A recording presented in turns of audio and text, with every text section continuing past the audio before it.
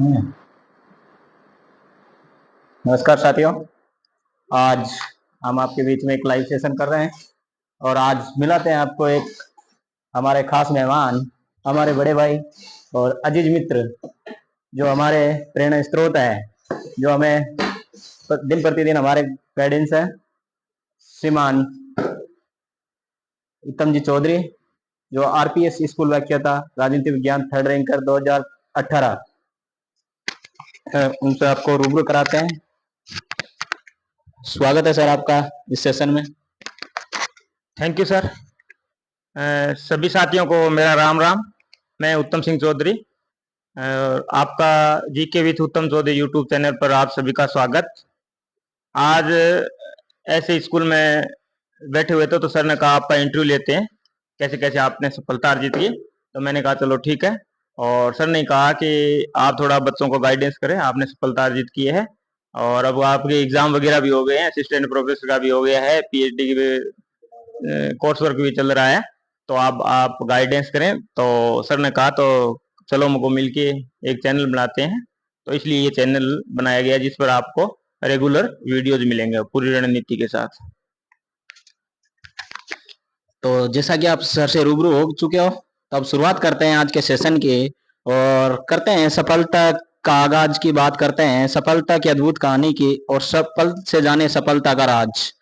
वैसे तो अपन देखते हैं सर, आज के जमाने में बहुत सारी चीजें हैं, लेकिन बहुत सारे लोग जो बचपन से ही चांदी की चम्मच लेकर पैदा होते हैं और वे किसी बुलंदी को छूते हैं तो उनकी सक्सेस, उसके मायने बड़े नहीं होते। लेकिन एक बेसिक सी पृष्ठभूमि से निकलकर के पहले पुलिस की नौकरी की और उसके बाद में व्याख्याता पद पर पूरे राजस्थान में 3rd रैंक के साथ सफल होना अपने आप में एक उपलब्धि है। और वर्तमान में सर पीएचडी स्कॉलर है और हाल ही में हुई असिस्टेंट प्रोफेसर भर्ती में भी इनके 120 प्लस नंबर बनना भी एक बड़ी उपलब्धि है और हमारे इनके लिए गौरव की बात है और हम सब के लिए भी हमारे प्रेरणा स्रोत रहे हैं बड़े भाई, उनका हम स्वागत करते हैं।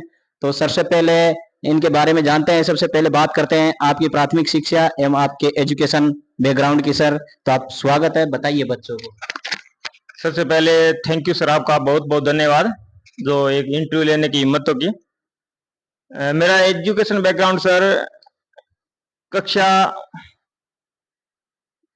कक्षा 12 तक मैं राजकीय विद्यालय में पढ़ा और कक्षा 12 के बाद एक बार कक्षा 11 में था तो मैंने आर्मी भर्ती देखी, उसमें दौड़ वगैरह कंप्लीट कर ली थी।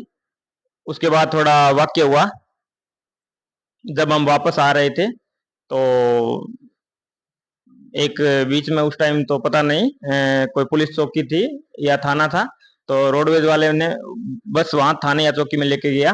तो जो हम दंगा कर रहे थे तो हम सबको नीचे उतारा गया और वहां पे उठ बैठक कढ़ाई गई और मुर्गा बनाया गया। तब से मैंने ये सोचा कि अब ये राजस्थान पुलिस की सर्विस करनी है। तो कक्षा 12 में तब था, तब एक मार्च में भर्ती आई थी, उसमें मैं सिलेक्ट हो गया था। उसमें ऑल राजस्थान कम ही सीटें थी, 1300 सीटें थी, लेकिन हनुमानगढ़ में 93 सीटें थी जिसमें जनरल की 32 सीटें थी। लेकिन उसमें मैं एज के कारण रह गया, 1-2 महीने मेरी एज कम थी। तो और उसके बाद फिर भर्ती आई अगस्त में, तब मैंने सरदार शहर एसबीटी कॉलेज सरदार शहर में एडमिशन ले लिया था, क्योंकि मेरे पास संस्कृत थी और मेरे गांव में जो बच्चे हैं वो संस्कृत से काफी टीचर हैं।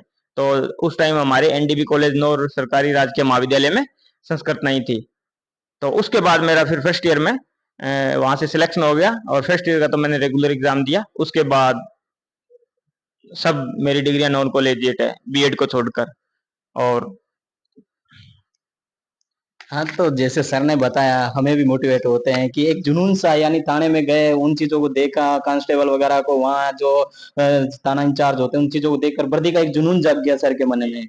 क्यों सर, यही जी बात है ना? जी जी जी सर। हाँ, तो हम बात करते हैं कि उनके हौसलों की, तो मंजिल उन्हीं को मिलती है जिनके सपनों में जान होती है। पंख से कुछ नहीं होता है, हौसलों से ही उड़ान होती है। तो हम शुरुआत करते हैं सर के आगे की जो पारिवारिक पृष्ठभूमि है उसको जानेंगे और इन्होंने जो भी चीजें हैं, इन्होंने कैसे एजुकेशन की, इनका क्या बैकग्राउंड रहा है, इन्होंने कैसे, क्योंकि आजकल बच्चे एक सीनियर चेंज होता है कि मेरी तो कम परसेंटेज है, तो वो क्या है कि होपलेस हो जाते हैं और आगे तैयारी करने का उनके मन में एक संशय रहता है, पता नहीं मेरा होगा नहीं होगा इस भाग भरी दौड़ में। तो आप इनको बच्चों को गाइडेंस करें सर। बात करते हैं सर पारिवारिक पृष्ठभूमि की। तो मैं एक मिडिल फैमिली से आता हूँ, और मेरी फैमिली जो दादाजी की पूरी फैमिली है, उसमें पहला ही सरकारी कर्मचारी हूँ, पहला व्यक्ति हूँ जो सरकारी कर्मचारी हूँ।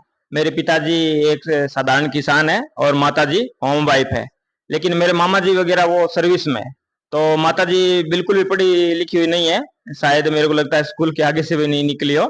लेकिन उनको क्या है, जब वो मामा जी वगैरह भाई वगैरह वो पढ़ते थे, सरदार सर वगैरह पढ़ते थे, तो उनको भेजना, कि सबसे छोटी थी, तो नानी जी के बाद माता जी सारा काम संभालती थी, तो उनको तैयार करना, उनको भेजना, तब वो बताते थे कि ऐसे बीए होती है, ऐसे बीएड होती है, ऐसे पढ़ना चाहिए।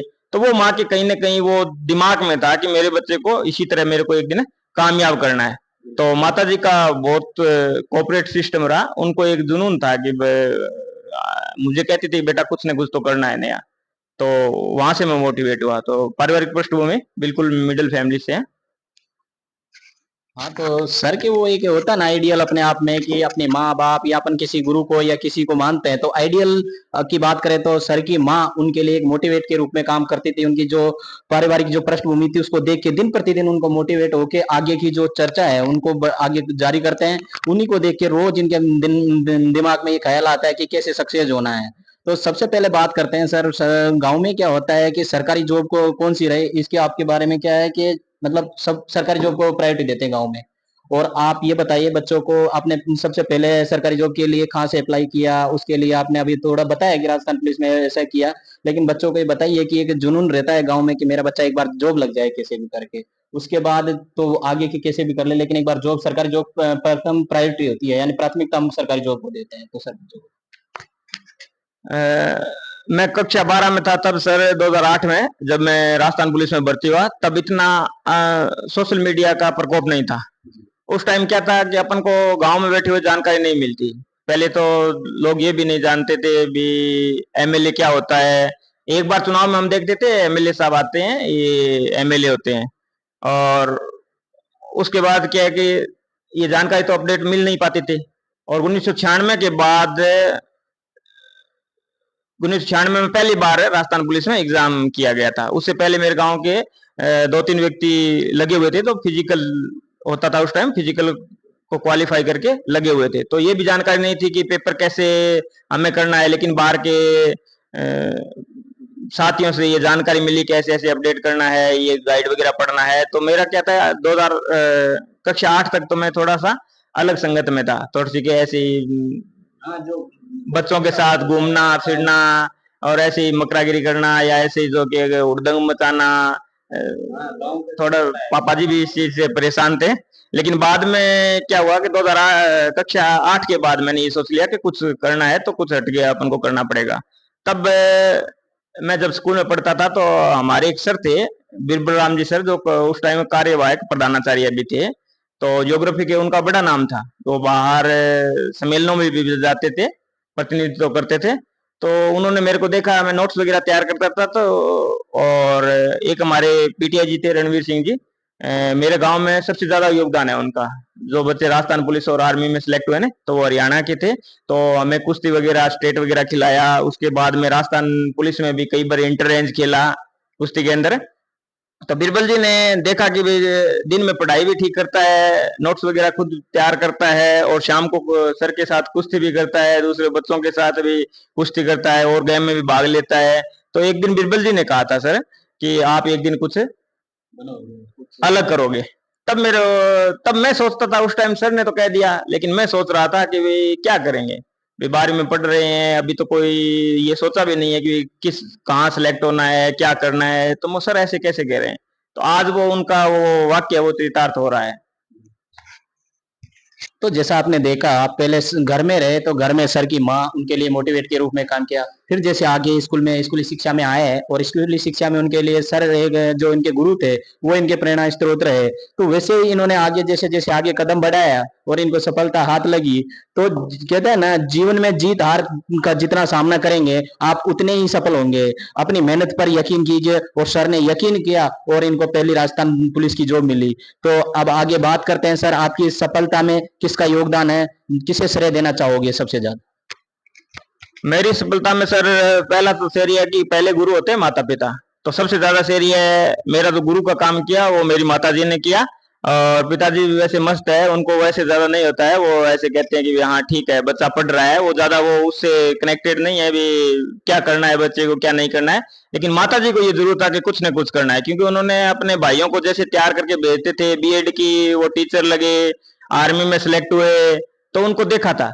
तो सब कर्तव्य वो निभा चुके थे। कई बार के कोई बाहर से आता है तो माता जी को देखता है, तो माता जी बीएड वगैरह की ये बातचीत कर लेती है, पूछ लेती है पढ़ने वाले को। तो वो कहते हैं कि माता जी आप कितने पढ़े हुए हो? तो मैं कहता हूँ माता जी तो स्कूल के आगे से भी नहीं निकली हुई है, फिर भी माता जी को पूरा उस संबंध में नॉलेज है। तो सबसे पहले मैं माता जी को सारा श्रेय देना चाहूंगा।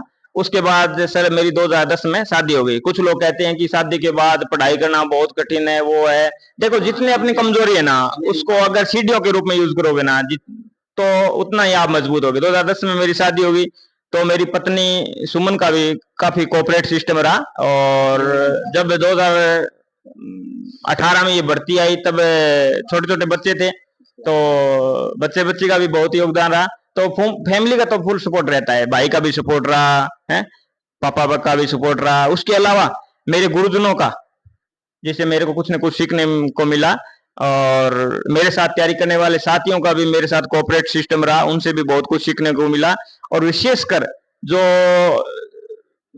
पॉलिटिकल सब्जेक्ट का जो विशेषकर मैं शेर देना चाहूंगा, वो डॉक्टर लक्ष्मी नारायण बेनीवाल सर को देना चाहूंगा, जो खुद भी संघर्ष से आए हैं। वो पहले के काफी टाइम तक नहीं पढ़े थे, वो ईटीवी वगैरह में काम करते थे, और 30-32 साल की एज में जाके उन्होंने सोचा कि सरकारी जॉब करना है। फिर थर्ड ग्रेड टीचर लगे, फिर ऐसे ही सेकंड ग्रेड लगे, सेकंड ग्रेड में भी उन्होंने टॉप किया, फर्स्ट ग्रेड में भी उन्होंने ऑल राजस्थान दूसरी रैंक प्राप्त की, और फिर कॉलेज लेक्चरर में भी उन्होंने ऑल राजस्थान दूसरी रैंक प्राप्त की। तो उनसे उनसे मेरा संपर्क हुआ, तो उसके बाद उन्होंने मेरा पूरा मार्गदर्शन किया। एक गुरु की नहीं, एक बड़े भाई की भूमिका उन्होंने निभाई। बिल्कुल सर, आपने बताया अपनी पृष्ठभूमि और आपने श्रेय दिया अपने माँ बाप और भाई, बड़े भाई, पत्नी, बच्चों को। तो बिल्कुल होता है, जो परिवार में साथ देते हैं उन्हीं को याद किया जाता है, जो सुख दुख में याद आते हैं ना, दुख में साथ देते हैं उन्हीं को याद किया जाता है। वैसे मायना रखे हैं, अगर सफलता संघर्ष में पनपती है न कि प्रतीक्षा में। सर अपन ये कहते हैं कि मेहनत का कोई विकल्प नहीं होता, और वास्तव में ये देखने को मिला है कि आपने सफलता अगर मेहनत की है तो आपको सफलता जरूर, आज नहीं तो कल जरूर मिलेगी, इसका कोई वो नहीं है। सर तो अब अपना आगे बात करते हैं फर्स्ट ग्रेड की। आप जैसे जैसे आप आगे बढ़े, और आपके कब ख्याल आया अपने जीवन में कि स्कूल व्याख्याता बनना है, तैयारी करें, और उसकी अपनी क्या स्ट्रेटेजी रही? आप जैसे बता रहे हो कि अभी लक्ष्मी जी से मिले हो, आप लक्ष्मी नारायण जी से, बेनीवाल साहब से मिले हो, वो हमारे भी गुरु रहे, और आप उनसे मिले बड़े भाई के रूप में, जो उन्होंने आपको वो किया, मोटिवेट किया, सारी चीजें आपको उन्होंने मार्गदर्शन दिया, और आज आप ये मान लो कि इस पद पे बैठे हो, तो उसके बारे में बताओ। मेरी रणनीति से पहले मैं आपको बता दूं कि जो सर मेरे साथ बैठे हैं ऋषिकेश जी, इंग्लिश से लेवल 2 के टीचर हैं। तो मैं बता दूं, ये भी फर्स्ट ग्रेड पॉलिटिकल साइंस से और असिस्टेंट प्रोफेसर पॉलिटिकल साइंस से अभी इन्होंने भी दिया है। किसी कारण से फर्स्ट ग्रेड में किसी कारण से रह गए थे, तो इनको भी पॉलिटिकल समझ अच्छा नॉलेज है, तो इनकी भी अपन सहायता लेंगे। मेरी शेरिय की बात करें या मेरी जो व्याख्याता का ख्याल आया या रणनीति स्ट्रेटजी की बात करें, तो सर 2008 में मैं राजस्थान पुलिस में सिलेक्ट हो गया। तो तब तो मेरे को ठीक था, क्योंकि first reaction is the last reaction. तो जो खुशी मेरे को राजस्थान पुलिस में भर्ती हुआ 2008 में मिली, वो शायद मेरे को फर्स्ट ग्रेड बनने पे भी नहीं मिली। और तब मैंने इतना नहीं सोचा था, फिर मैंने मेरी पढ़ाई को रेगुलर रखा। तो फिर 2011 में मैंने सब इंस्पेक्टर का दिया।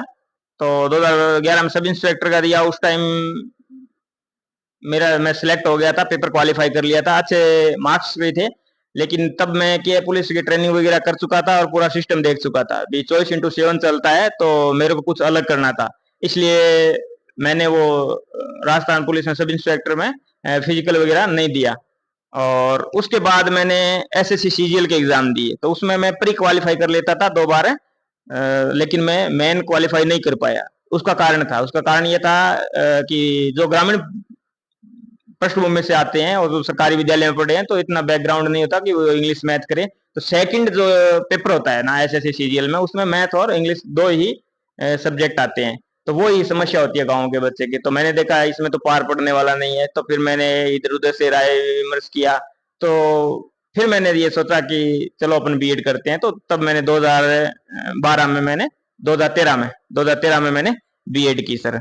और उसके बाद बीएड के बाद मेरा ये था कि ठीक है, एग्जाम वगैरह थर्ड ग्रेड सेकंड ग्रेड वगैरह एग्जाम देंगे, लेकिन फिर मैंने सोचा कि ठीक है, होम डिस्ट्रिक्ट में हम भर्ती हुए हैं हनुमानगढ़ से, तो थर्ड ग्रेड वगैरह में क्यों जाएं। तो फिर मैंने थर्ड ग्रेड और सेकंड ग्रेड सर एग्जाम कभी नहीं दिए। फिर मैंने एक साथी था राजस्थान पुलिस में, वो हिंदी से फर्स्ट ग्रेड लगा था 2013 में, क्योंकि उन्होंने बीएड वगैरह बीए वगैरह पहले कर रखी थी, और मैं तो 12वीं बेस पे भर्ती हुआ था। तो बाद में मैंने क्या उनको देख के किया है कि एक बहुत बड़ी गलती की, उनको देख के, तब ये जानते भी नहीं थे कौन सा सब्जेक्ट, उन्हें पॉलिटिकल साइंस का अभी इतना नॉलेज नहीं था। फिर मैंने देखा कि बी एडिशनल कर लेते हैं हिंदी से, तो 2014 में मैंने प्री कर ली, उसके बाद 2015 में बीच में गैप दे दिया, और 2015 दिसंबर में भर्ती आ गई सर। तो फिर मैंने जनवरी फरवरी में भर्ती आने के बाद फार्म अप्लाई किया, और फार्म अप्लाई किया तो पवार साहब थे तब आरपीसी के अध्यक्ष, उन्होंने किया है कि मई में डेट घोषित कर दी। अब हमारी डिग्री आएगी जुलाई में, तो उन्होंने कहा जब एग्जाम शुरू हो जाए, एग्जाम शुरू होने से पहले आपके पास डिग्री कंप्लीट होनी चाहिए। तो हमारे पास डिग्री नहीं थी, तो मैं थोड़ा बहुत कोई कोचिंग थी सुखमणि नाम से हनुमानगढ़ में, एक दो बार गया, देखा तो वो सर पढ़ा रहे थे व्यवहारवाद उत्तर व्यवहारवाद क्या होता है, सब बच्चे बोल रहे थे, तो मैं देख रहा था इनको सब आ रहा है और मेरे को तो कुछ भी नहीं आ रहा।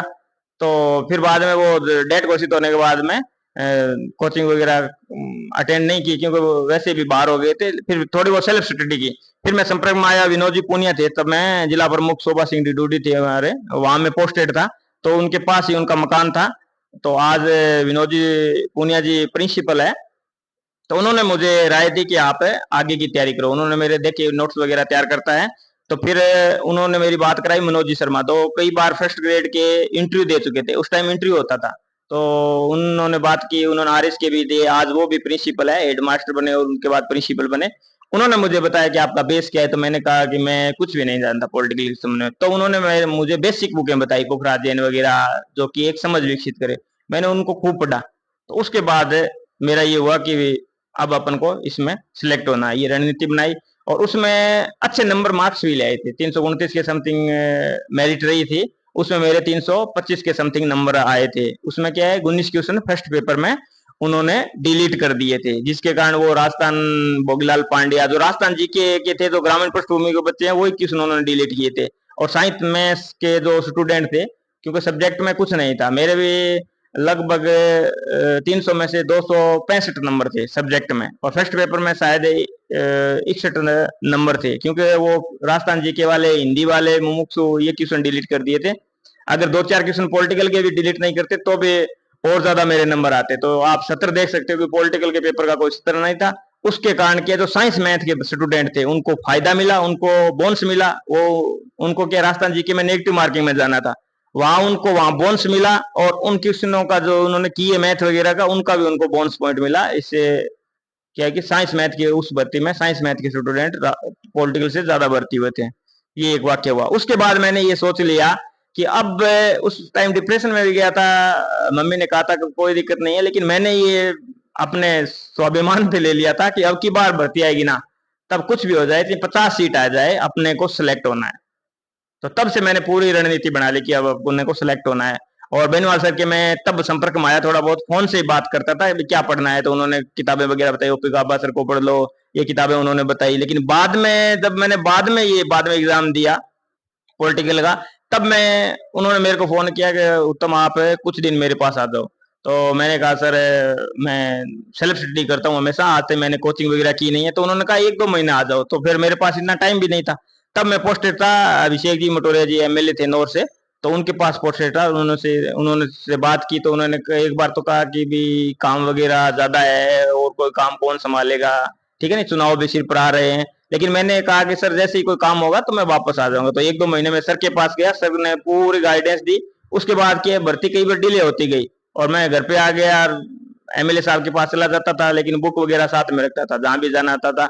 लोकल में हमारे शरमण जी थे पीए मटोरिया जी के, तो उन्होंने मुझे पूरा कोऑपरेट किया। उन्होंने कहा कि लोकल में मैं चला जाता हूँ, और बाहर दिल्ली चंडीगढ़ या जयपुर जाना हो एमएलए साहब को तो साथ में तुम चले जाना। तो मैं साथ में बुक वगैरह रखता था, उन्होंने खूब कोऑपरेट किया। इस तरह मेरी रणनीति रही सर। बिल्कुल खूब सर आपने बताया इन चीज़ों से। हमें लगता है कि वो कहते हैं ना कि हमारी हर कोई कोशिश कामयाब हो, ये ज़रूरी तो नहीं है। लेकिन हमारी हर कामयाबी के पीछे कोशिश ही होती है। तो आपने अपने जीवन में बताया, तो हम वही होता है सर, हमने देखा है कि टॉपर कोई अलग से नहीं होता है, अलग से कोई वो जन्मजात पैदा नहीं होता, हम ही में से टॉपर बनते हैं। लेकिन हमारी कुछ गलतियां होती है जिनको हम सही समय पे सही ध्यान नहीं देते, लेकिन जब समय निकल जाता है, जब हमें एहसास होता है कि अपन ने शायद ये गलती नहीं की होती, तो समय पे रहते हुए हम सही सिलेक्शन, सही मार्गदर्शन मिल जाता, तो आज हम अच्छी पोस्ट पे होते हैं, अच्छी सीट निकाल लेते हैं, अच्छे रैंक के साथ सिलेक्टेड हो जाते हैं। तो सर आपने बताया, और उस समय में मैं मानता हूं कि आपने गनमैन के रूप में काम किया है, जो गनमैन के रूप में कितनी कर्तव्य निष्ठा के साथ उस भूमिका को निभाया जाता है, वो अपने आप में एक अहम भूमिका होती है, अहम रोल होती है कि दूसरे आदमी का विश्वास आपने जीता और उसके साथ आपने काम किया, और उसको भी आपके ऊपर विश्वास है। जब भी आप उनके साथ रहते हैं, फिर भी आपको सारी चीजें टाइम निकाल के आपने कैसे मैनेज की, आपसे बेहतर कोई नहीं जान सकता सर इसको। मैं भी नहीं कर सकता, क्योंकि आज मैं इस टीचर के पद पे कार्यरत हूँ, और मैं उसके बाद भी मतलब ये एक वो रहता है कि इतना ही टाइम मिलता है, जितना टाइम कोशिश करते हैं उसके बाद भी नहीं निकाल पाते। लेकिन एक पुलिस की जॉब में इतनी व्यस्तता के बाद गनमैन के रूप में आपने काम किया और उतना टाइम निकाला, उसके लिए आपको सलाम सर। और अब बात करते हैं आपके रिजल्ट की, आया तो आपको कैसा महसूस हुआ सर, और माता पिता का रिएक्शन क्या था सर, शॉर्ट में बताइए। सर मैं रिएक्शन से पहले आपको बता दूं, आपने कहा कि कैसी परिस्थिति में आपने किया। देखो सर, कुछ करने के लिए ना, एक बात तय है, आपको डेडिकेशन होना पड़ेगा। बस आपको करने के लिए एक डिटर्मिनेशन जरूरी है, एक बार दृढ़ निश्चय करना है। और आपको अगर नहीं करना है तो उसके लिए बहाने बहुत सारे हैं, तो वो आपको ध्यान में रखना है। इसमें रिएक्शन क्या रहा, आपने पूछा है माता पिता जी का, तो सबको पता है, सबको खुश हुए थे। माता पिता, भाई, पूरी फैमिली, पत्नी, बच्चे सब खुश हुए थे। बच्चे भी जानते नहीं है तो वो भी खुश हुए थे कि पापा जी बड़ोड़ा मास्टर बन गया। तो ये गांव में ज्यादा चलती है, मम्मी को ठीक तो है। ऐसा पता नहीं रहता है कि ये सीखने दे, मम्मी को सर ऐसा अपनी पशुओं में देखते हैं। अब इधर मारवाड़ी में आ गए तो मुझे भी थोड़ी थोड़ी मारवाड़ी सीखने को मिल रही है, और रोज लोगों से मुलाकात होती, तो अलग अलग शब्द से मुझे पता चल रहा है। जैसे हम यहाँ जाते हैं तो मेरे से पूछते हैं कि सर आप कौन से मास्टर हो, मोटेड हो, छोटेड हो, मोटेडी स्कूल में हो या छोटेडी स्कूल में हो। तो आपको भी एक मम्मी को ये लगा होगा कि अब तो बेटा बेटा अपना बेटा मोटेड मास्टर बन गया, तो उनका जो रिएक्शन है वो सर छोड़ बताए। हाँ, तो इसमें मैं एक ये बताना चाहता हूँ, एमएलए साहब थे मटोरिया जी, तो हमारी गाड़ी में एक बार बात हुई थी। तो एमएलए साहब को मैंने कहा मैं तैयारी कर रहा हूँ। कई बार के वो रात को आते थे, तब मैं क्या है कि वहाँ जयपुर वगैरह में वहाँ रूम पे पढ़ता मिलता था, तो बड़ी बड़ी वो बुकें होती है। तो सर ने देखा कि ये, एमएलए साहब ने पूछा कि ये क्या पढ़ते हो उत्तम, तो मैंने कहा मैं फर्स्ट ग्रेड की तैयारी कर रहा हूँ। तो फिर गाड़ी में एक दिन मेरे को कहा कि बता उत्तम, क्या करेगा तुम, तो मैं कहा मैं फर्स्ट ग्रेड बनूंगा। तो उन्होंने कहा भी अगर टॉप 10 में आए तब तो माने कि आपने कुछ किया है अलग हटके। तो मैंने कहा सर चलो टॉप 10 में ही आएंगे। फिर सर ने एक दिन फिर बोला, तो फिर मैंने कहा टॉप 10 में आएंगे। तो फिर सर ने कहा कि एमएलए साहब ने कहा कि रैंक तो 3 ही होती है, उसके पीछे तो ऐसे है कि भाई ठीक है सिलेक्ट हो गया, रैंक तो 3 ही होती है, फर्स्ट, सेकंड और थर्ड, और उसको लोग जानते हैं कि वो ये टॉप पर है। ठीक है, तो फिर मैंने सर को कहा भी टॉप 3 में ही आएंगे। फिर मैंने एग्जाम जैसे ही दिया, पीए साहब को एमएलए साहब कहते थे कि उत्तम टॉप 3 में आएगा, आप नोट कर लो। वो हंसी मजाक में हमें कहते थे। और फिर जैसे ही मेरा एग्जाम हुआ, मैं एमएलए साहब के पास गया, तो मैंने कहा सर एग्जाम हो गया है। तो उन्होंने कहा अभी एग्जाम होने से नहीं होगा, सिलेक्शन होने से नहीं होगा, टॉप 3 में आना पड़ेगा। तो मैंने कहा सर एक बार की वगैरह आ जाए उसके बाद बताऊंगा। जैसे ही की वगैरह आई तो मैंने मिलाया, तो फिर दोस्तों से बातचीत की, तो मैंने कहा सर ठीक है, टॉप 3 में अपना सिलेक्शन हो जाएगा। ये सर अपने आप में आत्मविश्वास, इतना आत्मविश्वास बच्चों को आज के दौर में होता ही नहीं है। आज का जो सीनियरियो है ना, उसमें चेंजेज हो गया। चाहे मैं भी हूं ना, कोई भी तैयारी करे, इतना आत्मविश्वास होता ही नहीं है। और टॉप 3 में इतना चैलेंज स्वीकार किया आपने, अपने मायने अलग होंगे, आपके उसूल अलग होंगे, आपके फासले अलग होंगे, आपका जो सिद्धांत है, आपको जो स्ट्रेटेजी है, वास्तव में आपकी रियल अलग ही है। आपका कुछ हटके किया है, तो उसके लिए आपको आज लोग जानते हैं कि उत्तम चौधरी थर्ड रैंकर है, और अब वर्तमान में भी कॉलेज लेक्चर में एक अलग ही देखने को मिलेगा। तो उन चीजें आपकी मायना अलग है, आपकी बरोबरी नहीं की जा सकती। मेरे मेरे शब्दों में सर आपकी कोई तुलना नहीं की जा सकती किसी से। क्योंकि सर आप बात करते हैं कि फर्स्ट ग्रेड की तैयारी करें, कोई भी बच्चा करे या मैं करूं, चाहे कोई भी करे, तो कब से शुरू करें और कितना समय पर्याप्त होगा इस फर्स्ट ग्रेड की तैयारी में, आप शॉर्ट में बताइए।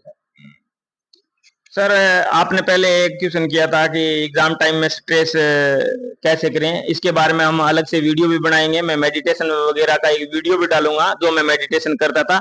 देखो अपने को शारीरिक रूप से स्ट्रांग के साथ साथ मानसिक रूप से स्ट्रांग होना पड़ेगा। और मानसिक रूप से स्ट्रांग होने के लिए देखो डिप्रेशन होता है, डिप्रेशन में आते हैं जब दूसरे लोगों को देखते हैं कोई तैयारी नहीं करता, आराम से रहते हैं।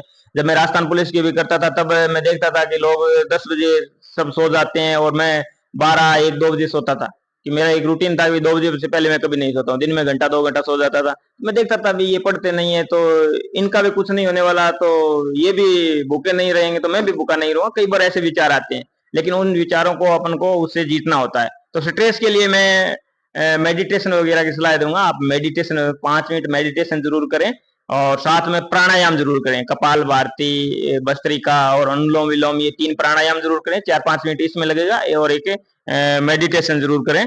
और इसके साथ साथ खुद को मोटिवेट रखें। मोटिवेट रखने के लिए आपको खुद को एक डिसाइड करना पड़ेगा कि भी आपका लक्ष्य क्या है, और लक्ष्य को पाने के लिए आपके अंदर जितनी ज्यादा आग होगी ना, उतना ही आप आगे बढ़ पाओगे। तो मैं खुद मोटिवेट राजस्थान पुलिस से ही हुआ। जैसे ही मैं पढ़ता था और कई बार कम पढ़ पाता था, तो बाद में मैं जैसे ही सोता था तो मेरे को ऐसे लगता था कि 24/7 करनी है, तो फिर मैं दोबारा खड़ा हो जाता था और दोबारा फिर वो टाइम था 2 बजे तक, फिर मैं पढ़ता था। तो खुद को आपको डिसाइड करना है। आपको जरूरी नहीं किसी को फॉलो करो, कभी मैं उस नेता को फॉलो करूं या उस खिलाड़ी को फॉलो करूं या वो उस टॉपर को फॉलो करूं। आप अपने माता पिता को भी देख सकते हैं, जो सुबह से लेके माता को देख सकते हैं, जो सुबह से लेके आपको सुबह स्कूल के लिए तैयार करती है, फिर शाम को आपको आने के बाद आपका होमवर्क वगैरह कराती है। उनके देखो कितनी मेहनत करती है। अगर उतनी मेहनत आप कर लो तो आप एक अच्छे अधिकारी बन सकते हो। और फिर पिता को देख लो, जब वो खेत में जाता है उसको ये आस भी नहीं होती। जेठ के महीने में देखो, जब अपन हमारे भाषा में उसे बोलते हैं पाड़ वगैरह करते हैं, तब उसको बिल्कुल भी आस भी नहीं होती है कि भी बारिश होगी या नहीं होगी, फिर भी वो पाड़ करता है। और बाद में थोड़ी बहुत बारिश होने पर वो बिजाई करता है और फिर आस करता है कि भी फिर बारिश होगी और ऐसे होगा। सपना बनाता है ऐसा मकान बनाऊंगा, और फिर एक बार मालिक उसकी धराशायी कर देता है, या तो अतिवृष्टि हो जाती है या अकाल पड़ जाता है, फिर वो दोबारा खड़ा होता है। एक किसान को देखिए जो कितनी मेहनत करता है, वो किसान को देखिए, उनका स्ट्रगल देखिए, तो आपका स्ट्रगल उसके आगे कुछ नहीं है। तो आपको मोटिवेट होने के लिए आपके आर बार का वातावरण में आपको कुछ ना कुछ मिल जाएगा। जैसे मैं मोटिवेट हुआ था कि मेरे को राजस्थान पुलिस की सर्विस नहीं करनी है, जैसे मैं सोता था तो मेरे को ये याद आ जाता था कि 24/7 करनी है, तो फिर मैं वापस पढ़ने लग जाता था। तो खुद मोटिवेट रहिए, दूसरों पे आश्रित मत रहिए। अब आप एक बार वीडियो देख लेते हैं, 2-4 दिन मोटिवेट रहते हैं, तो वो लंबा नहीं चलेगा। आपके अंदर आग होगी तो वो मोटिवेट आपको वो सोने नहीं देगा। भी सपने वो नहीं होते जो आप जागते हुए देखते हैं। एपीजे अब्दुल कलाम सर ने कहा था कि सपने वो नहीं होते जो आप जागते हुए देखते हैं, सपने वो होते हैं जो आपको सोने नहीं देते। तो इसी के साथ मैं ये कहना चाहूंगा कि आप खुद से मोटिवेट रहें। बिल्कुल सर, आपने बहुत खूब बात बताई कि दूसरे से तुलना नहीं करनी चाहिए। ये बात मैं भी मानता हूँ सर, क्योंकि आज के ज़माने में किसी से कंपेयर मत करो, किसी से अपने आप में तुलना ना करो कि ये मेरे से ज़्यादा पढ़ता है, ये कम पढ़ता है, कोई मायने नहीं रखता। आप क्वालिटी की बात की, कंटेंट ये नहीं है कि नो डजन मैटर कि आप कितने कंटेंट कितने घंटे पढ़ते हो, ये नहीं है। क्वांटिटी की बात करिए, क्वांटिटी की बात न करके क्वालिटी की बात करिए। और सर आप, मैं मानता हूँ कि आज 6 घंटे में 6 घंटे पढ़ के राजस्थान पुलिस का जो एग्जाम है वो फाइट नहीं कर सकते हो, तो आप कैसे सोच सकते हो कि स्कूल व्याख्या था कि 6 घंटे या 8 घंटे 10 घंटे में कर सकते हैं। आपको सतत निरंतर प्रयास करना चाहिए, और वर्तमान जो परिदृश्य है उसमें लगातार आपको कंसिस्टेंसी बिल्कुल लगातार ये बनानी रखनी चाहिए कि आपको किस हिसाब से तैयारी रखना है, किस हिसाब से मोटिवेट रहना है। तो उस चीजों को लेकर अपन सर से बात करते हैं, इनसे किन किन मानक बुकों का अध्ययन किया जाना चाहिए, फर्स्ट पेपर के लिए कौन सी पुस्तकें पढ़नी चाहिए, और फर्स्ट पेपर और सेकंड पेपर को कैसे साथ लेके चलना चाहिए, ये सारी चीजों के बारे में सर शॉर्ट में बताइए। अभी क्या है सर, थोड़ा वीडियो है थोड़ा लंबा हो जाएगा, तो इसलिए अपन जल्दी दूसरा वीडियो बनाएंगे, उसमें पूरी फर्स्ट पेपर की और सेकंड पेपर की पूरी रणनीति बताएंगे। तो अब डिमोटिवेट का एक मेरे उदाहरण आ जाता है, वो बुक वाली बात आपको दूसरे वीडियो में पूरी स्ट्रेटजी के साथ मिलेगी। तो डिमोटिवेट वाली मैं बता देता हूँ कि बच्चों को कैसे संयम धैर्य रखना चाहिए। देखो संयम है वो एक बड़ा हथियार है। संयम रखोगे तो उतना ही आप सफल ज्यादा होगे। कई बार क्या आप थोड़ा बहुत पढ़ता रहे, रेगुलर पढ़ता रहा, तो कई बार भर्ती नहीं आती है। एक स्टूडेंट के लिए क्या होता है कि एक सरकार घोषणा कर दे कि भी हम फर्स्ट ग्रेड की भर्ती आने वाली है, रीट की भर्ती आने वाली है, उसके लिए वो ही मोटिवेट होता है सिस्टम। ठीक है ना। तो जैसे ही अपन ये साबित हो गया कि सरकार भर्ती आने वाली है, अब अपन पढ़ते रहेंगे। जैसे हमारी भर्ती फर्स्ट ग्रेड की बहुत बार डिले हुई थी। लोग लास्ट टाइम तक, जब एग्जाम था 3 तारीख को एग्जाम शुरू होने वाले थे, तो 1 तारीख को भी टंकी पे चढ़ी हुई थी, लड़कियां टंकी पे चढ़ी हुई थी। ठीक है ना।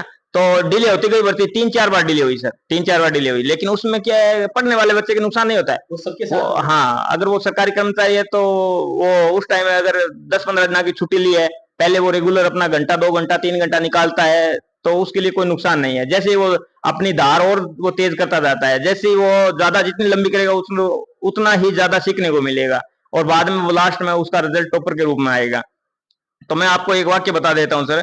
जैसे हमारी पुलिस, राजस्थान पुलिस की भर्ती हुई, फर्स्ट ग्रेड वाला तो मैंने बता दिया भी कैसे मेरी दिक्कत आई बीच में, प्री करके एमए और बाद में फाइनल एमए मैंने नहीं की थी, उसका हर्जाना मुझे भुगतना पड़ा है, डिप्रेशन में भी आया। उससे पहले राजस्थान पुलिस में भी मेरे साथ ऐसा ही वाक्य हुआ। जैसे ही मैं 2008 में मार्च में मैंने हुआ, एज वगैरह के कारण में भर्ती से बाहर हुआ, तो दूसरी बार जब मैंने एग्जाम दिया तो मैं एसवीडी कॉलेज में बीए फर्स्ट ईयर कर रहा था। उस टाइम मैंने फॉर्म भी नहीं भरा। उस टाइम मामा जी राजस्थान पुलिस में, तो उन्होंने मेरा फॉर्म अप्लाई किया और अटेस्टेड वगैरह हनुमानगढ़ के पास रोड़ा वाले वगैरह वहां से अटेस्टेड करा। उस टाइम के ऑफलाइन फार्म भरे जाते थे सर। तो मामा जी को मैं बहुत बहुत धन्यवाद करना चाहता हूँ, मेरे को बहुत ज्यादा कोऑपरेट किया। उससे पहले मैं बता दूं, जो पहले वो भर्ती हुई जिसमें एज में रहा था, उसके लिए तो मैंने फिजिकल की भी तैयारी की थी। उस मामा जी मेरे को साथ ले गए थे वहां हनुमानगढ़ में, मैंने फिजिकल की खूब तैयारी की थी, सिलेक्ट नहीं हो पाया। और बाद में मैंने फार्म भी नहीं अप्लाई किया, मैंने कहा मेरे को अब टीचर बनना है। तो मामा जी ने फार्म अप्लाई किया, उन्होंने कहा एग्जाम क्वालिफाई कर दोगे? मैंने कहा एग्जाम क्वालिफाई कर दूंगा, और फिजिकल में मेरे कोई दिक्कत नहीं है, क्योंकि मैं स्टेट लेवल पर कुश्ती के अंदर मैंने नेतृत्व तो किया है, और फिर बाद में मैंने प्रूफ भी किया है। राजस्थान पुलिस में भी कई बार मैं इंटर रेंज खेला हूँ। तो दिक्कत क्या हुई सर कि हमने फार्म अप्लाई किया राजस्थान पुलिस में, आल राजस्थान है। अब मैं भर्ती की आपको बताता हूँ, कई लोग के सीटों पे ज्यादा फोकस करते हैं कि कितनी सीट आई है। अरे भाई आपको एक सीट चाहिए, एक सीट से हाँ। तो दिक्कत क्या आई कि पहले जब 1300 पद आए थे तब हनुमानगढ़ में 93 सीट आई थी, और जब 1300 टोटल पद आए, पहले 4400 पद आए तब तो आई सीट 93 सीट। 1300 पद आए तो हनुमानगढ़ में आई 93 सीट सर। और जैसे ही 4400 पद आए तब हनुमानगढ़ में सीट आई 60। भी महिला एससी एसटी टोटल मिला के, टोटल हमारा वो बेंच है वो 60 व्यक्तियों का बेंच है। तो उसमें क्या हुआ कि हमने फार्म अप्लाई किया, तब हमने फार्म में लिखा कि भी मैं ओबीसी वर्ग से आता हूँ और मैं फार्म अप्लाई करना चाहता हूँ जनरल वर्ग में। उसमें क्या दिक्कत होती है सर कि ओबीसी वाले होते हैं उनको 5 साल की छूट होती है, तो उसमें बच्चे एमए बीएड वगैरह कर लेते हैं, उनके स्तर में और हमारे स्तर में अंतर होता है। तो हम 12वीं पास थे, तो 12वीं पास थे तो हम 18 से 21 होती है उसमें जनरल के लिए, तो उसमें जनरल में बच्चों को फायदा होता है। तो हमने फार्म अप्लाई किया, तो उन्होंने क्या किया, जैसे ही रिजल्ट आया, पता नहीं उस टाइम तो हम तो जानते ही नहीं थे, और न मेरी तब इच्छा थी राजस्थान पुलिस में जाने की। तो उसमें क्या है, इन्होंने रिजल्ट निकाला तो हम सबको बाहर कर दिया। आपको ये वाक्य बताता हूँ कि कैसे देरी और पेशेंस रखना होता है।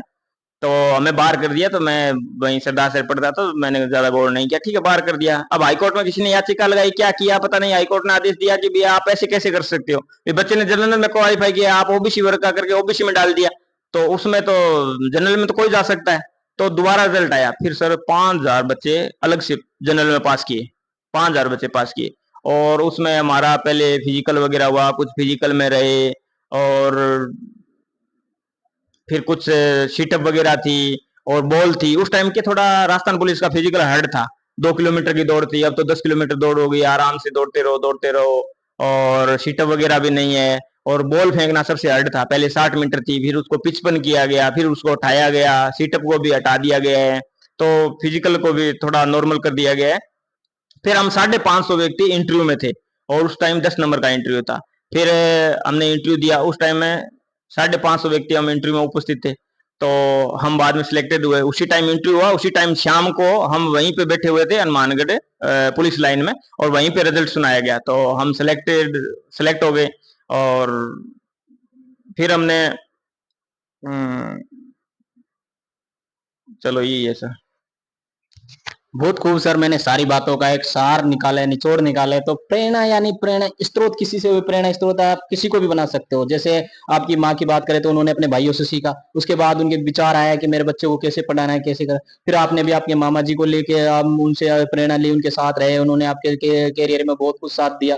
उसके बाद आप सर के सानिध्य में आए, तो सर के साथ भी आप लगातार जुड़े रहे। फिर एमएलए साहब को आपने उन्होंने वो माना, उसको आपने एक चैलेंज के रूप में स्वीकार कर लिया। तो ये प्रत्येक व्यक्ति के साथ होता है। आप किसी को भी, अपनी माँ को, एक बात और बताई सर आपने बहुत खूब, कि अपने पिता को देखो, वो किसान के रूप में किस हिसाब से वो खेती करता है। एक ये सबसे बड़ा उदाहरण, इससे ज्यादा मोटिवेट अपन मिडिल क्लास फैमिली को नहीं हो सकता, क्योंकि अपन जयपुर में रहते हैं ना सर, तो अपन को हर दिन अपन को वो दिमाग में रहता है कि आज किसकी सब्जी बनानी है, आज रूम पे कोई सामान खत्म हो गया, अपने आटा खत्म हो गया, दाल खत्म हो गई, तो आप आज जेब का खर्च है या नहीं है, ये सबसे अपन को मोटिवेट करती है मिडिल क्लास फैमिली को। तो वैसे ही सर आप वर्तमान सिनेरियो की बात कर रहे हैं कि भर्ती निकलती तो हिमतान नहीं होता, परीक्षा हो तो परिणाम नहीं है।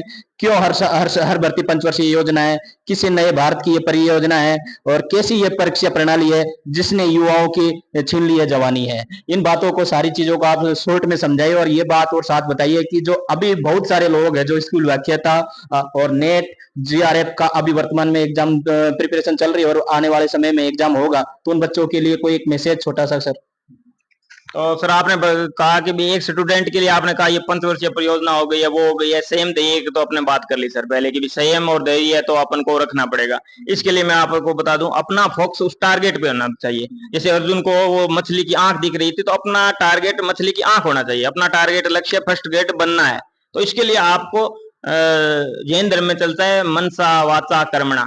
तो आपको क्या है, मन में ठान लेना है और वचन का पक्का रहना है और कर्म करते रहना है। मैं कहता हूं निश्चित आपको सर इन 3 शब्दों से सफलता मिलेगी। मन में ठान लेना है और वचन के पक्के रहना है और कर्म करते रहना है, मनसा वाचा कर्मणा, इसको आप अपना आधार बना लो सर। तो इसके लिए आपने जीआरएफ नेट वगैरह के लिए बात की, इसके लिए मैं एक छोटा सा वाक्य बता देता हूँ। जैसे मैंने फर्स्ट ग्रेड की तैयारी दोबारा शुरू की 2018 वाली भर्ती का, मैं सर ने मुझे बुलाया, लक्ष्मीनारायण सर ने, तो मैं उनके पास चला गया। तब उन्होंने मेरे को कहा कि आपने नेट का फॉर्म अप्लाई किया है, तो मैंने कहा नेट का फॉर्म तो अप्लाई किया है, लेकिन मैं एग्जाम नहीं दूंगा क्योंकि मेरी अभी पॉलिटिकल से इतनी ज्यादा तैयारी नहीं है। तो उन्होंने कहा एग्जाम तो दे के आओ। तो फिर मैंने ऐसी मजाक मजाक में कहा सर कि आप फोटो वगैरह लगाते हो जो बच्चे सिलेक्ट होते हैं, तो आप मेरी फोटो सबसे ऊपर लगाओ, तब तो मैं नेट दे के आऊँ और क्वालिफाई भी कर दूंगा। तो वही हुआ, मैंने 2018 में पहली बार में नेट क्वालिफाई किया, उसके बाद मैंने 6 बार और दिया, तो मैं 7 बार नेट दिया, 7वां बार नेट क्वालिफाई किया, केवल सब्जेक्ट के कारण।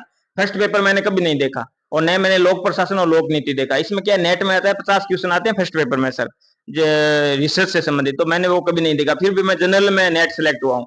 और लोक प्रशासन और भी 10 क्वेश्चन लोक प्रशासन के, 10 लोक नीति के, 80% आते हैं पॉलिटिकल के, केवल 80% पॉलिटिकल के आधार पर मैं बार बार नेट सिलेक्ट हुआ हूँ। तो ज्यादा ये वो हवा बनाने की अपन को जरूरत नहीं है, अपना टारगेट मछली की आंख होना चाहिए। अब नेट जेआरएफ की आप बात करते हो, तो मैं आपको बता देता हूँ सर, फर्स्ट ग्रेड की रणनीति की बाद में अपन बात करेंगे क्या पढ़ा था और क्या क्या आपको पढ़ना है। लेकिन नेट जेआरएफ के लिए अगर आप एक प्रतियोगिता साहित्य की बुक आती है, आए हुए पेपर आते हैं, अगर उसको बार बार आप हल करो ना, तो आपको ये समझ में आने लग जाएगा कि इस प्रश्न का ये उत्तर है। तो बार बार हो सकता है हूबहू क्वेश्चन ना आए, लेकिन उसके आधार पे आप नेट सेलेक्ट हो जाओगे। और मुख्य बात मैं बताना चाहूंगा तैयारी करने वालों के लिए, कुछ 5-7 पॉइंट बिंदु बताना चाहूंगा। तो उसमें पहला पॉइंट मेरा ये है कि अपने सिलेबस को आप डेली रूटीन में पढ़ें। जैसे आप सुबह पढ़ाई शुरू करना, जैसे आप उठे फ्रेश वगैरह होने के बाद आप पहले 4-5 मिनट प्राणायाम करें, 4-5 मिनट मेडिटेशन करें, उसके बाद आप शुरू करें। अपने समाज में क्या होता है कि जैसे अपन कोई व्हीकल, मैंने तो यही सोचा था कि भी कोई व्हीकल वगैरह शुरू करते हैं, मैंने किसी से पूछा था व्हीकल को पहले 5-4 मिनट शुरू चालू करके क्यों रखते हैं, तो उन्होंने बताया कि उसके वो तेल वगैरह है वो सही रेगुलेटरी में आ जाए, कंटिन्यूटी उसकी बनी रहे, वो गति में आ जाए। तो मैंने भी ये सोचा कि हाँ कुछ ना कुछ तो उसका कारण है। तो यूट्यूब वगैरह पर देखिए तो कुछ लोग मिले कि मेडिटेशन इस तरह करना चाहिए। तो मैं भी आपको ये सलाह देता हूँ कि आप सुबह उठने के बाद, फ्रेश होने के बाद एक बार मेडिटेशन करें, प्राणायाम करें, उसके बाद आप सिलेबस को एक बार जरूर पढ़ें। सिलेबस का पढ़ने का मतलब क्या है, सिलेबस का पढ़ने का, आप एक बार सिलेबस को पढ़ लो। अब जितनी बार आप सिलेबस को पढ़ लो आपको याद नहीं होगा सिलेबस, और जैसे आप सिलेबस का जो पॉइंट आप पढ़ रहे हो और वो पॉइंट किताब बुक में से निकाल रहे हो, उसको पूरा पढ़ रहे हो, तो फिर आपका सिलेबस याद हो जाएगा। इसका मतलब सिलेबस अगर आपके याद हो गया ना, तो ये मान के चलो 50% आपकी तैयारी हो गई। तो सिलेबस को अपन को बार बार पढ़ना है, एक बार सुबह और एक बार शाम को सोते टाइम जब आप सोने जाओ तब एक बार पढ़ लो भी कौन कौन से टॉपिक मेरे हैं। तो उसमें क्या अपन को एक तो सिलेबस से बाहर नहीं जाना है, ठीक है, और एक कोई ऐसे जो टॉपिक मिला नहीं तो वो यूट्यूब पर सर्च कर लो, कोई भी टॉपिक छोड़ना नहीं है। कई बार क्या होता है जो टॉपिक होते हैं उसमें अपना कोई इतना बोनस नहीं मिलता जितना एक एक्स्ट्रा टॉपिक होता है, जो बच्चे दूसरे पढ़ नहीं पाते या जिनको जो सामग्री मिल नहीं पाती, उसमें से अगर अपन 2-4 क्वेश्चन निकाल देते हैं तो वो अपने लिए बोनस पॉइंट है। इसमें तो क्या एक एक नंबर की रहती है। तो टॉपिक छोड़ना नहीं है और बाहर से पढ़ना नहीं है, क्योंकि आपको 100% अंक नहीं लाने हैं, टॉपर बनना है। मैं टॉपर बनने के लिए बता रहा हूँ, क्योंकि 100% अंक है। आज तक जो भी टॉपर बना है वो 100% अंक नहीं लाया। मेरी तीसरी रैंक आई थी, मेरे से टॉपर 2-3 नंबर ज्यादा था, सेकंड टॉपर मेरे से 1 नंबर ज्यादा था। तो हमने कोई 100% अंक नहीं लाए, ठीक है। पॉलिटिकल में मैं और राजस्थान टॉपर था, लेकिन फर्स्ट पेपर में मैं ग्रामीण पृष्ठभूमि से आते हैं तो मैथ वगैरह इंग्लिश वगैरह अपन नहीं देखते हैं, तो मेरे 94 नंबर थे। पॉलिटिकल में ऑल राजस्थान में टॉपर था, 193 नंबर थे। और लोगों के मेरे पास जैसे पेपर हुआ मैंने बता दिया भी मेरे इतने नंबर आए थे, लोगों ने कहा इतने नंबर पॉलिटिकल में आ ही नहीं सकते, 60 से ज्यादा आप क्वेश्चन हल नहीं कर पाते। और मैंने कहा मेरे 96 क्वेश्चन सही है, तो मेरे को कहते थे या तो आप अरस्तु हो या फिर देवता हो। तो कई बार फोन आते तो ये भी कहते हैं हाँ मैं ड्यू से पढ़ा हूँ, मैं जेएनयू से पढ़ा हूँ, मैंने जेआरएफ 10 बार की है। ये चीजें मायने नहीं रखती, हर भर्ती का सिनेरियो अलग अलग होता है। आप ये कभी नहीं सोचे मेरा रीट में नहीं हुआ, या फिर मैं 10वीं में मेरे परसेंटेज नहीं है, या फिर किसी को ये देख लो कभी इसके 10वीं में 90% थे, 12वीं में 95% है, बीए में भी कॉलेज टॉपर है तो इसका सिलेक्शन 2 बार में नहीं हुआ, 3 बार में नहीं हुआ तो अपना 2 या 3 बार में नहीं होगा। ये गलत है, ये दिमाग में ये भ्रांतियां मत फैलाएं। जो मेरे साथी थे कुछ ऐसे थे जो टॉपर रहे हैं, उनका आज तक सिलेक्शन नहीं हुआ, कुछ का सिलेक्शन हुआ तो मेरे से 5 या 4 साल बाद सिलेक्शन हुआ है। तो ये चीजें तो आप परसेंटेज निकाल दो। मेरा मैं परसेंटेज का रेशो बताऊं आपको, कक्षा 10 से लेके जो भी मैंने एजुकेशन किया है, बाद में तो नॉन कॉलेजिएट किया है, तो मेरे किसी में भी फर्स्ट डिवीजन नहीं है, केवल बीएड को छोड़ के। और किसी में भी सर मेरे फर्स्ट डिवीजन नहीं है। 50% बस मेरे को ये था राजस्थान पुलिस या आर्मी में लगना है, तो 50% का रेशो है। और उसके बाद तो नॉन कॉलेजिएट है, तो वैसे ही बीकानेर यूनिवर्सिटी, महाराजा गंगा सिंह यूनिवर्सिटी का पैटर्न ही ऐसा है कि 5 क्वेश्चन आए उसमें लिख दे और उसके हिसाब से नंबर दे देते हैं, तो 50% नंबर से ऊपर अबो नहीं जाते हैं बच्चों के।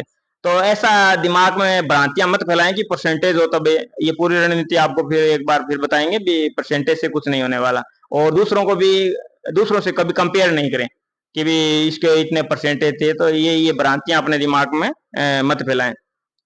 कम पढ़े मैटर को, लेकिन जितना मैटर पढ़े उसको रिवीजन बार बार पर करें। कई बार क्या होता है कि भी एक मैं आपको उदाहरण देता हूँ, एक व्यक्ति था, उसको ये कह दिया कि आप जितनी जमीन नापोगे ना, जितना आप दिन में चलोगे उतनी जमीन आपकी है, लेकिन एक शर्त है।